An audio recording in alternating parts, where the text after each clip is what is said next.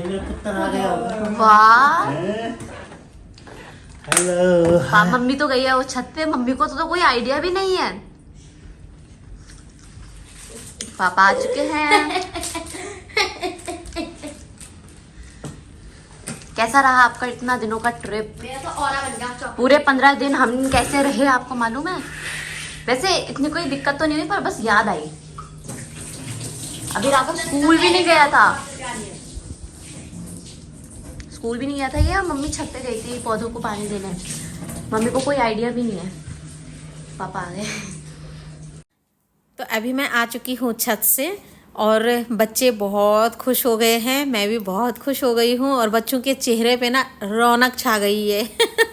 तो हस्बैंड जी आ चुके हैं टूर से और यहाँ पर बन रहा है हम सबका नाश्ता। और आज नाश्ता पता है कौन बना रहा है?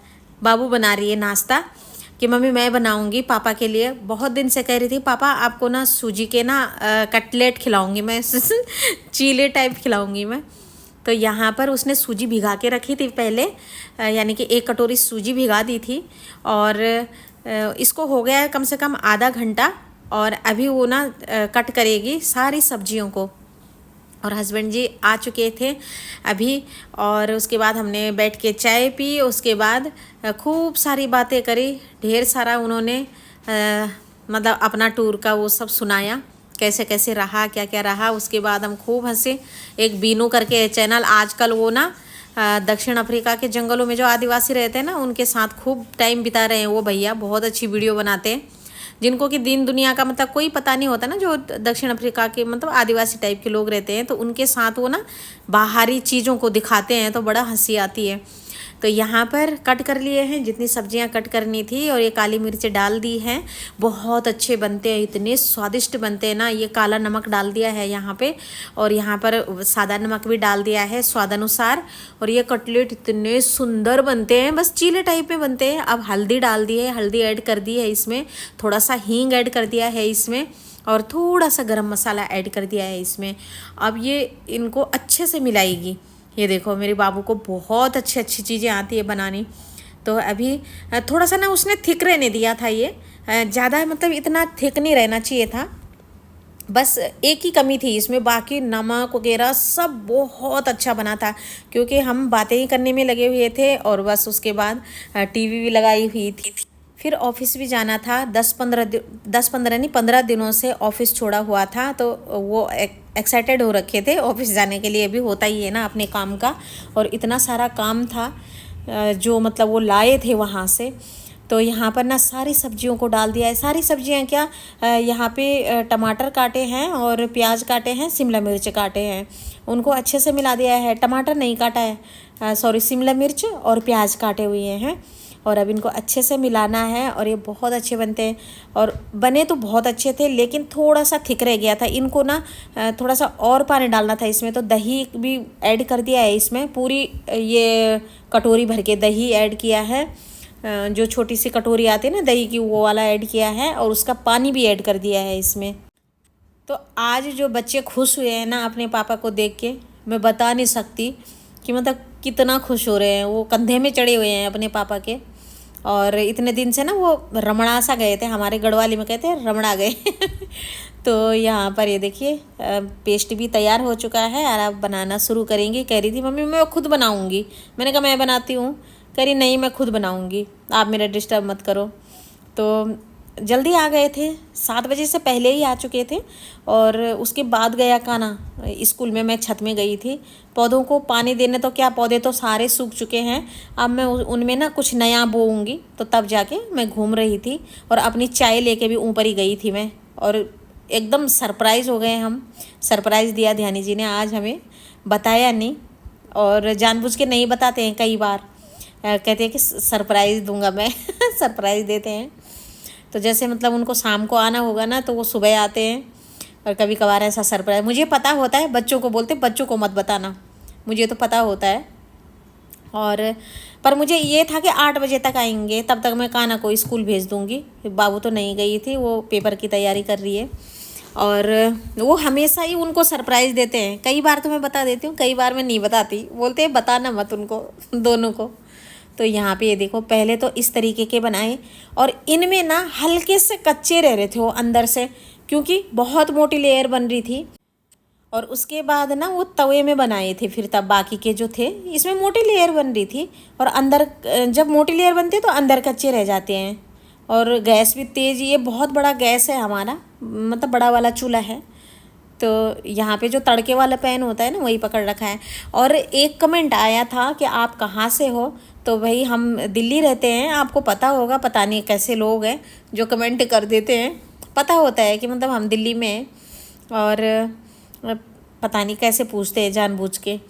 और तो दिल्ली रहते हैं हम, अगर आपको गलती से नहीं पता है तो। बाकी तो सब दिख जाता है ना, ब्लॉग बनाते हैं हम तो, दिल्ली का ब्लॉग है, हर उसमें बोलती हूँ मैं दिल्ली में बारिश हो रही है, दिल्ली में अब गर्मी शुरू हो गई है, इस तरीके का मैं बताती रहती हूँ। तो अब ना उसमें मोटी लेयर बन रही थी तो अब तवे में बना रही है वो आराम से।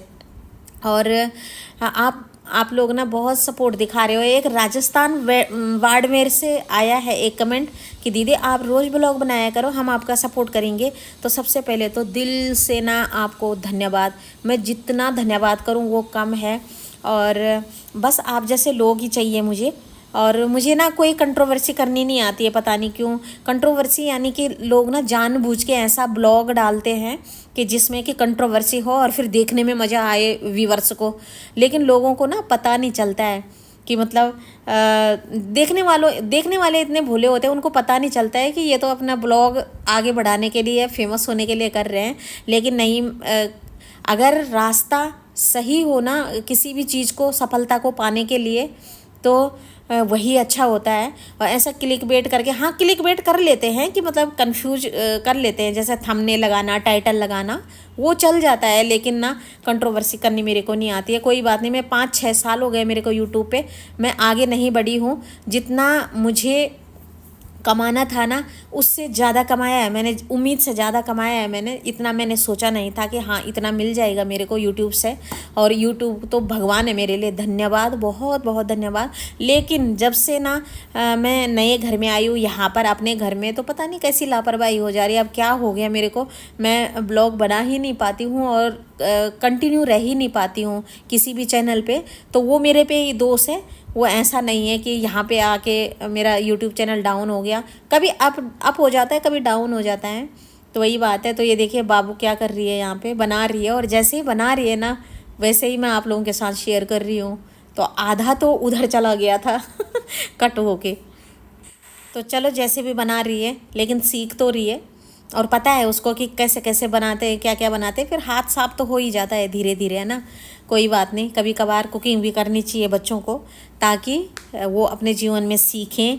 और आजकल के बच्चे नहीं तो कुछ सीखने को तैयार ही नहीं है, किसी को इंटरेस्ट ही नहीं है। और कभी कभार ये होता है ना कि मम्मी की तबीयत ख़राब हो जाती है, तो फिर भाई कोई तो होना चाहिए ना बनाने वाला। जब बच्चे हैं तो बच्चे बनाएं, अच्छा लगता है। कल को हम कोई भी चीज़ बोल सकते हैं कि बेटा ये खाने का मन कर रहा है, वो खाने का मन कर रहा है। और हम लेडीज़ों की तो तबीयत ख़राब होती ही है। और नाश्ता करने के बाद मैंने फ़ोन रख दिया एक साइड, बच्चे पढ़ रहे थे, कभी फ़ोन से, कभी मतलब होता है ना किस मैडम का कुछ कुछ भेजा होता है तो उनको भी चाहिए होता है, तो मैंने शूट ही नहीं किया कुछ।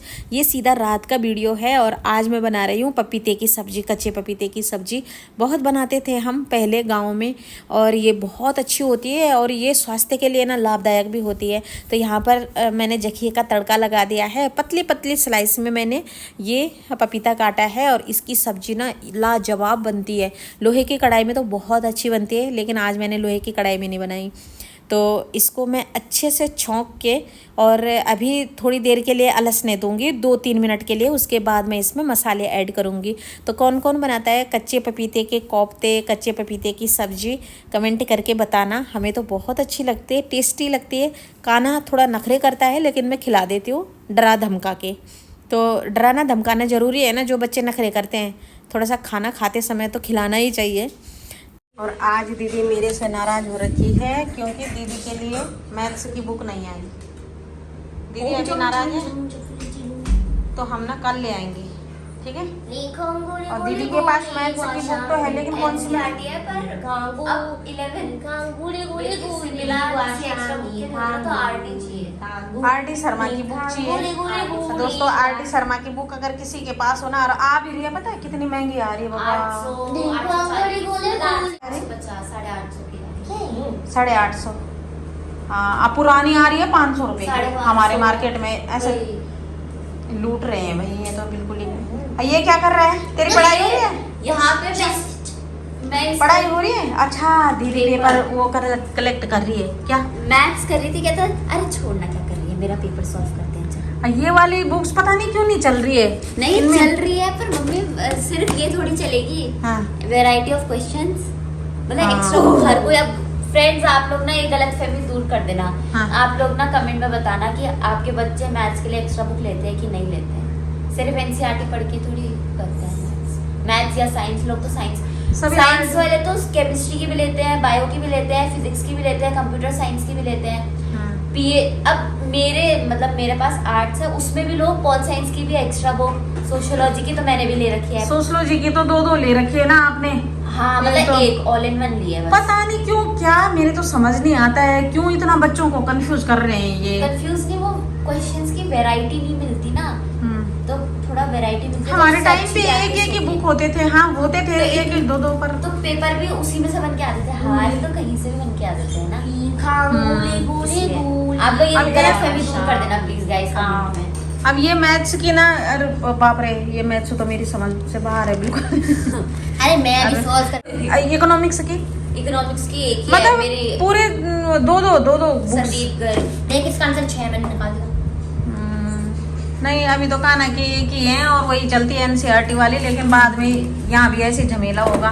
अब ये वाली बुक ना पता नहीं, अब इनको आरडी शर्मा की बुक से मैं थप्पड़ इन लगा बुक किसी के पास आरडी शर्मा की बुक हो ना, कौन देगा भाई, हमारे सब्सक्राइबर तो देगा। अब तो मैं बोल रही हूँ कि दरियागंज चलते हैं अगले दिन। दरियागंज जाने में बहुत ठंड लगती है। वहाँ मिल जाएगी, वहाँ मिल जाती है। मैं इसका बीच इनका क्या हुआ पहले कि हम ये वाली मैथ्स की बुक ले आए और ये भी जरूरी थी, और अब बोल रही है कि मम्मी आरडी शर्मा की बुक दिलाओ मुझे।